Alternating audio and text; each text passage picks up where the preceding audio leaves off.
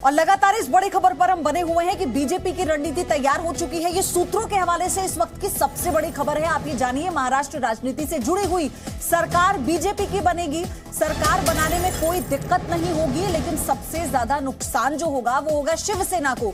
ये बड़ी अपडेट, ये बड़ी जानकारी इस वक्त आ रही है। और आपको ये भी बता दें, आज पूर्व मुख्यमंत्री देवेंद्र फडणवीस दिल्ली पहुंच गए हैं, लेकिन अभी उनकी रणनीति क्या है, किससे सबसे पहले वो मिलने वाले हैं, ये जानकारी नहीं आई है। यानी बीजेपी हर कदम फूंक फूंक रख रखी है। और ऐसे में ये बड़ी खबर आ जाना कि सरकार बीजेपी की बनेगी, इसको लेकर बीजेपी की रणनीति बन चुकी है। लेकिन इस पर जो नुकसान होगा वो शिवसेना को सबसे ज्यादा होगा।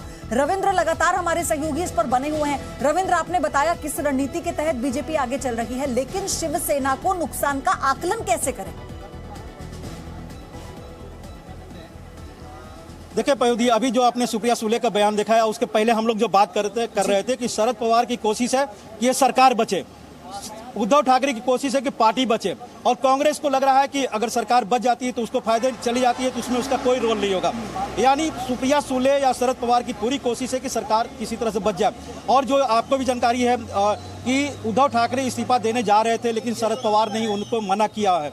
यानी साफ तौर पर उद्धव ठाकरे को नुकसान का पता चल गया था और उनको लग रहा था कि पार्टी कम से कम बचा ले। लेकिन कहा जाता है, जो जानकारों का कहना है कि शायद वो एनसीपी के कहने पर सरकार बचाने की फिर से कोशिश कर रहे हैं।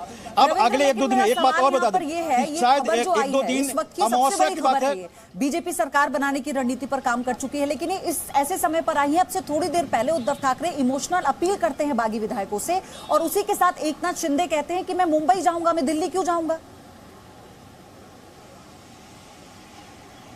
तो जाहिर सी बात है, एकनाथ शिंदे से बातचीत ये सूरत और गुवाहाटी जाने से पहले सब कुछ फाइनल हो चुका होगा पयोधी, ये मान के चलिए। और देवेंद्र फडणवीस को उनसे मिलने की कोई जरूरत नहीं है। मिलने के लिए बहुत से बीच में लोग होते हैं, और अमित शाह से भी उनकी मुलाकात होने की कोई जरूरत भी नहीं है। सीधे तौर पर वो मुंबई जाएंगे। 2 दिन की बात है। देखिए, आज और कल अमावस्या है, 30 तारीख को ये जो काली रात है ये खत्म होगी, तो संभावना जताई जा रही है कि 30 तारीख को कोई न कोई बहुमत साबित करने के लिए राज्यपाल के पास जाएगा, अर्जी देगा, वो एक विशेष सत्र को बुलाएंगे। तो अगले 30 और 1 क्रूशियल है। सरकार गिरेगी, सरकार बनेगी, ये 30 और 1 तारीख के बीच में तय हो जाएगा। रविंद्र, हैदराबाद में 2 जुलाई को नेशनल एग्जीक्यूटिव की बीजेपी की मीटिंग भी होनी है, ये जानकारी भी है। तो क्या इसमें कोई बड़ा फैसला लिया जा सकता है, ऐसी कोई खबर है? देखिए, राष्ट्रीय कार्यकारिणी की बैठक है, वो पूरे देशव्यापी बीजेपी के लेकर होती है। पहले क्या कार्यक्रम था, आगे आने वाले दिनों में क्या होगा, और गुजरात हिमाचल प्रदेश में जो विधानसभा चुनाव होने वाले उसकी तैयारियों को लेकर होगा उसमें, और दूसरी रणनीति बनेगी उसमें। महाराष्ट्र को लेकर नहीं होगा।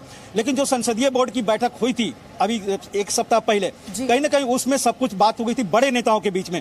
अब एक बात और बता दें बयोधी, जो जानकारी के अनुसार कि उद्धव ठाकरे पूरी कोशिश भी कर ले कि हम बीजेपी के साथ सरकार बनाएंगे, तब भी बीजेपी सरकार शिवसेना के साथ बनाएगी माइनस उद्धव ठाकरे।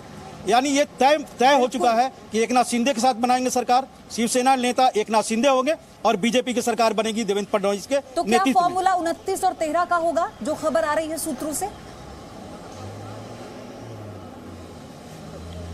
देखिए, जब भी ये सरकार बनती है तो जाहिर सी बात है कि एकनाथ शिंदे उसमें उप मुख्यमंत्री होंगे, देवेंद्र फडणवीस मुख्यमंत्री होंगे, और अगर संभावित कैबिनेट की रिसफल होती है तो उनके बेटे श्रीकांत शिंदे को भी यहाँ जगह मिल सकती है राज्य मंत्री के तौर पर। लेकिन जो फार्मूला पहले शिवसेना के साथ बीजेपी की रही है, वो कहीं ना कहीं उसी तरह के दिया जाएगा, जिससे कि कोई हट ना हो एकनाथ शिंदे को, क्योंकि बहुत बड़ा कदम उठाया उन्होंने। एकनाथ शिंदे विचारधारा हिंदुत्व और बीजेपी के साथ आने की बात कहकर, तो कहीं ना कहीं उनको पूरा सम्मान दिया जाएगा, उनके लोगों को काफी सम्मान दिया जाएगा, जितने विधायक है सबको सम्मान दिया जाएगा। लेकिन जो संवैधानिक बाध्यता है 15%, उसका भी ख्याल रखा जाएगा। बीजेपी बड़ी पार्टी है तो बीजेपी का उसमें शेयर भी ज्यादा होगा। लेकिन एकनाथ शिंदे जब आएंगे सरकार में तो उप मुख्यमंत्री के तौर पर, और साथ ही जो मंत्रिमंडल का स्वरूप होता है या विभागों का स्वरूप होता है, उसमें भी एकनाथ शिंदे को अहम भूमिका रहेगी, या उनको काफी तरजीह दी जाएगी। रविंद्र, मुझे ये बताइए कि देवेंद्र फडणवीस के दिल्ली आने के बाद अभी कोई जानकारी है किससे वो मिलने वाले हैं? कौन कौन बड़े नेता दिग्गज इस बैठक में, इस मंथन में उनके साथ शामिल होंगे? कहां वो जाएंगे? कोई ऐसी अपडेट मिल पाई है अभी तक? देखिए पयोधी, एयरपोर्ट की वो आपने तस्वीर देखी थी, राज्यसभा सांसद हैं महेश जेठमलानी, उनके साथ वो गाड़ी में बैठे हैं। महेश जेठमलानी बड़े वकील हैं, और उसके बाद वो उनके साथ बातचीत करते हुए जाहिर सी बात है कहीं वो किसी और से मिलने चले गए, गुप्त जगह पर चले गए। हम लोग अभी गृहमंत्री अमित शाह के घर पर हैं, यहाँ मीडिया का जमावड़ा है। मीडिया का जमावड़ा आपका जेपी नड्डा बीजेपी अध्यक्ष के घर पर भी है। इसमें जो मेन दरवाजा आपको दिखा देते हैं, ये अमित शाह का है, लेकिन इसके पीछे भी एक दरवाजा है जहां पर रोक है। तो कहना काफी मुश्किल कि देवेंद्र फडणवीस आकर मिल के चले गए या मिलने वाले हैं।